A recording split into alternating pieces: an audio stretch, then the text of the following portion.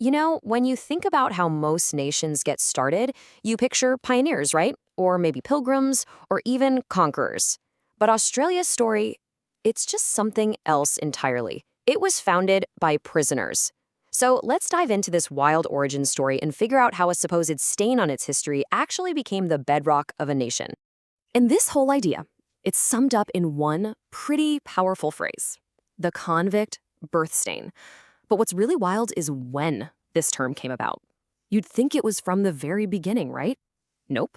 It was actually coined by a British governor, a guy named Earl Beauchamp, way later in 1899. That's more than 100 years after the first ships even arrived.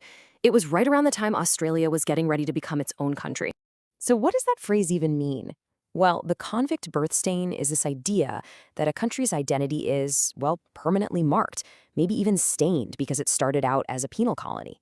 It's this feeling of shame, like a dark shadow hanging over its history, that some people felt the new nation really had to shake off. Okay, but to really get why this happened in the first place, we've got to rewind. We need to go way back in time and all the way across the globe to see just how desperate things were in 18th century England. They had a massive problem, and their solution was to ship it half a world away. Life back then in England, especially if you were poor, was just brutal. Poverty was everywhere, and honestly, being poor was treated almost like a crime in itself. The jails, or gaols as they called them, were overflowing, dangerously packed with people who'd committed really minor crimes. I mean, it got so bad, so dire, that some parents actually had to sell their own children just to survive. So for a long time, Britain had a kind of solution. They just shipped their convicts off to the American colonies. But then, the American Revolution happened. After 1775, that option was gone. That door slammed shut. So they were getting desperate. They needed a new place to send people. And in 1787, they found one, literally on the other side of the planet. And the scale of this whole thing was just mind-boggling. I mean, think about it. Over many, many decades, they sent about 50,000 convicts to America. But to Australia, they sent a staggering 162,000 people in just 80 years. This wasn't some small-time operation. It was a massive government-run program of exile. And the reason they picked Australia? Well, Captain Cook had come back with these reports of a huge new Southland. For the British government, it was the perfect answer to their problem. It was about the most distant, isolated place they could possibly imagine. Basically, a one-way ticket to a brand new world. A place designed for nothing but banishment. But, just getting there was only half the battle. Surviving, that was a whole different story. This new world offered an absolutely brutal beginning for this colony of outcasts. Those first few years, they were a complete nightmare. Seriously. The whole colony was teetering on the brink of collapse, like all the time. They were nearly starving because their food supplies went bad. The land they were given, turns out it was awful for farming. And, as if that wasn't enough, there was nonstop political drama and unrest.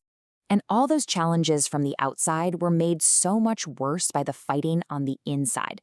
You had this real clash. On one side, you had these governors who actually had a vision for a new land of freedom for everybody. But on the other side, you had the super corrupt New South Wales Corps and a bunch of greedy settlers who were just out for themselves, making life a living hell on earth for everyone else to turn a profit. And it wasn't just guys who stole a loaf of bread being sent over.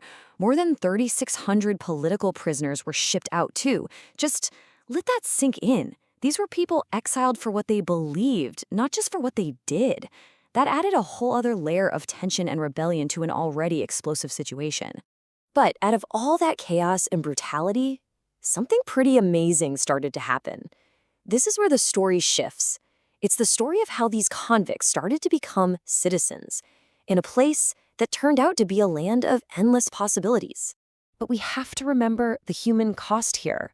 This powerful quote really says it all.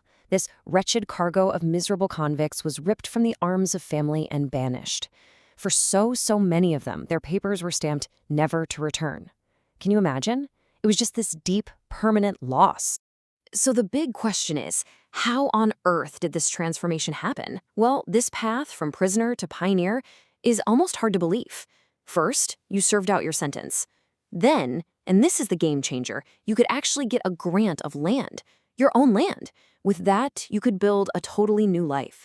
And maybe most importantly, you could escape that suffocating English class system that would have kept you at the bottom forever back home. And right there, that's the huge paradox at the heart of this whole story. For someone born poor in England, the kind of opportunities waiting in Australia, they were just beyond their wildest dreams.